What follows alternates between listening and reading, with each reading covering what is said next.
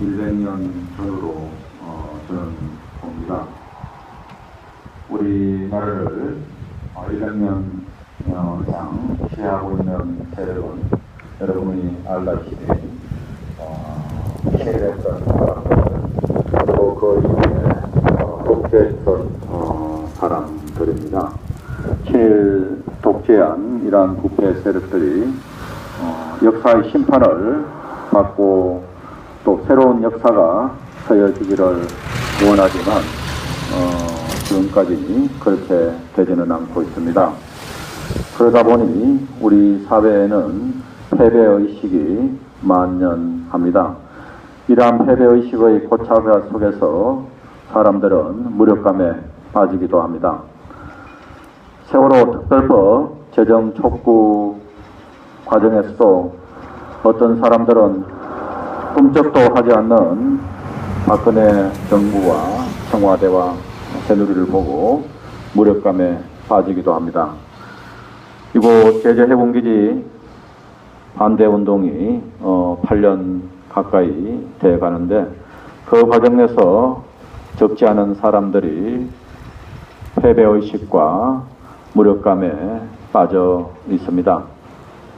이곳 제주도에 도지사가 된 원희룡 씨, 그 이후에 그분의 행각을 통해서 드러나는 것은 마을을 분열시키는 것이라고 저는 생각합니다.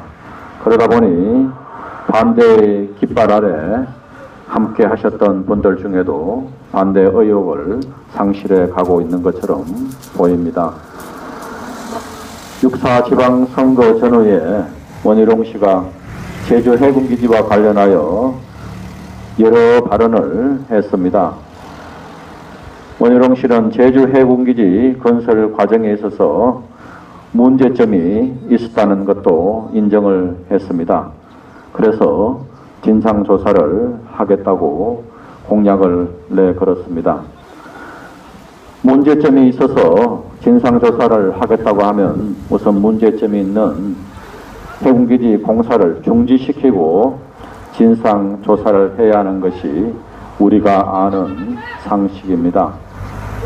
하지만 원희룡 씨는 진상조사에서 만화 하나 문제점이 드러나더라도 적당한 선에서 사과를 하고 보상을 하고 넘어가겠다는 것입니다.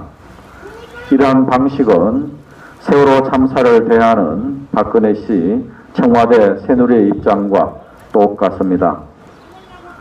공사 중지를 하지 않고 진상조사를 하는 것은 진정성이 없습니다. 진정성이 보이지 않는데 설사 진상조사에 들어간다 합시다.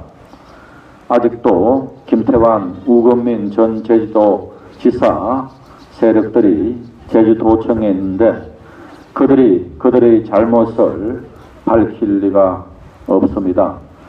누가 자기 눈을 자기가 찌르겠습니까?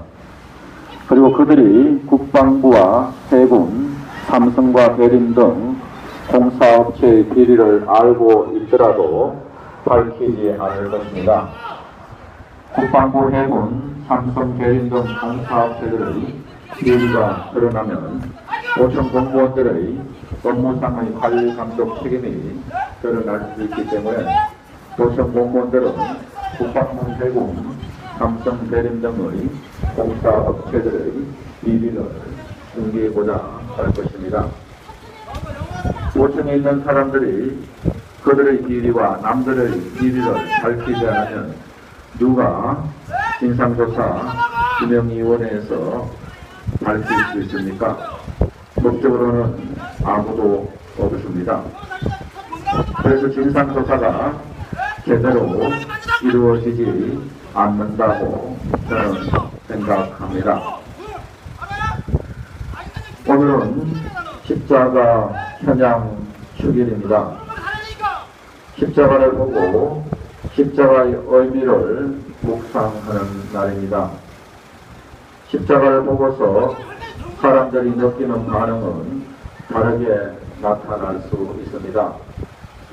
어떤 사람은 예수님의 십자가상의 죽음에 대해 비참함을 느낄 수 있고, 또 어떤 사람은 예수님의 죽음에 대해 고통을 느낄 수 있습니다. 인간적인 눈으로 보면 예수님의 십자가상의 죽음은 로마 제국의 조정을 받는 그 당시의 유대 정치, 종교 지도자를 상대로 한 싸움에서 철저하게 패배한 죽음처럼 보입니다. 하지만 신앙의 눈으로 보면 십자가의 상에서 예수님의 죽음은 오늘 요한복음에서 나오는 것처럼 영광이라는 것을 내포하고 있습니다. 부활로서 악에 대한 승리가 이루어지기 때문에 영광의 사건입니다. 철저하게 패배한 다음에 일어나는 승리입니다.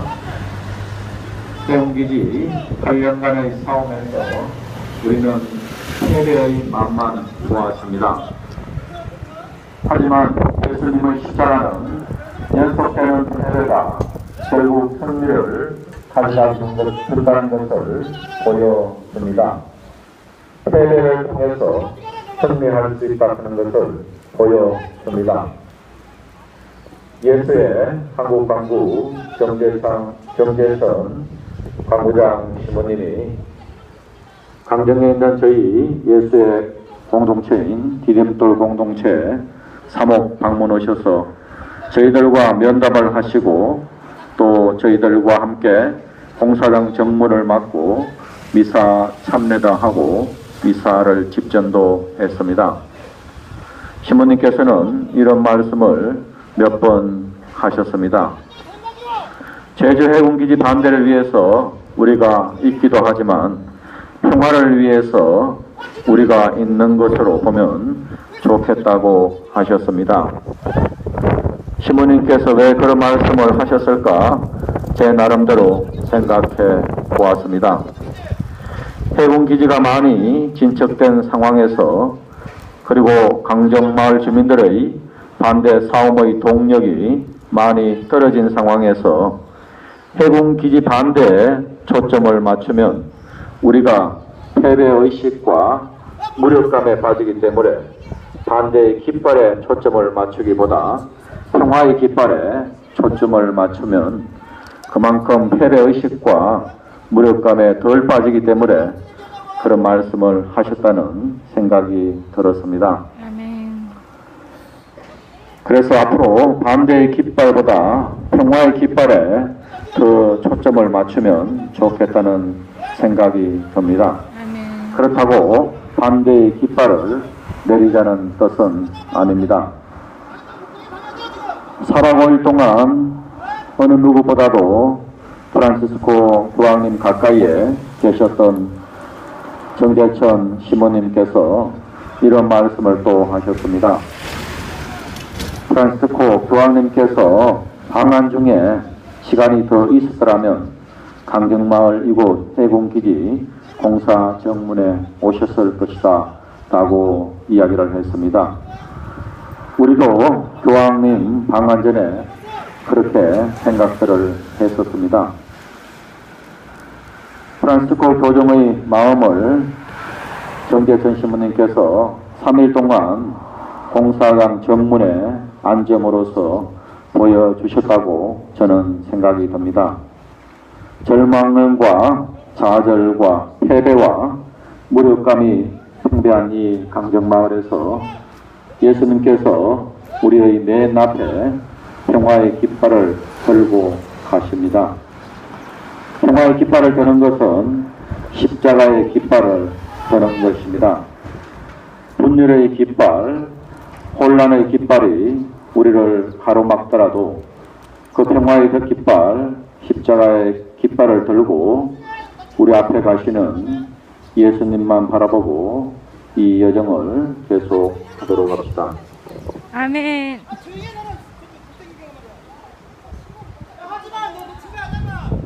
아멘.